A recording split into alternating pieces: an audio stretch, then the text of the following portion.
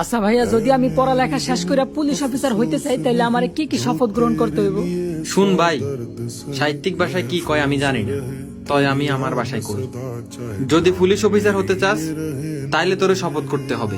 আমি শপথ করিতেছি যে আমার জীবন থাকতে আমি দেশের জীবন রক্ষা করবো ইনশাল্লাহ। আমি শপথ করতেছি যে আমার জীবন থাকতে আমি দেশের জীবন রক্ষা করার চেষ্টা করবো ইনশাআল্লাহ। কিন্তু ভাইয়া, ওই মানুষগুলোই তো এখন দেশের মানুষের জীবন নিতেছে।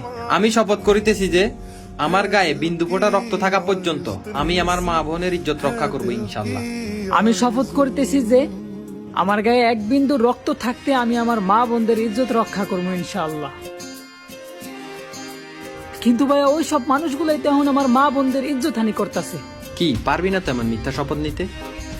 না ভাইয়া, আমি পারবো না দেশ রক্ষক হওয়ার কথা দিয়ে এই দেশের ভক্ষণ করতে। পারবো না সত্য আর ন্যায়ের পোশাক পরা অন্যায়ের প্রশ্রয় দিতে। এই স্বার্থপর দুনিয়ায় হয়তো কারো কাছে এর জন্য জবাবদাহি করতে হইব না, তবে পারবো না মৃত্যুর পরে আল্লাহর কাছে এই প্রশ্নের জবাব দিতে। তুমি শুধু আমাদের জন্য দোয়া করো ভাই, বাবার ঘাম ঝরানো টাকা দিয়া পড়ালেখা শেষ কইরা যেন ওই পোশাক আমাদের না হয়, যে পোশাক পরলে নিজের মাতৃভূমির মাটির সাথে বেইমানি করতে হয়। স্বাধীনতা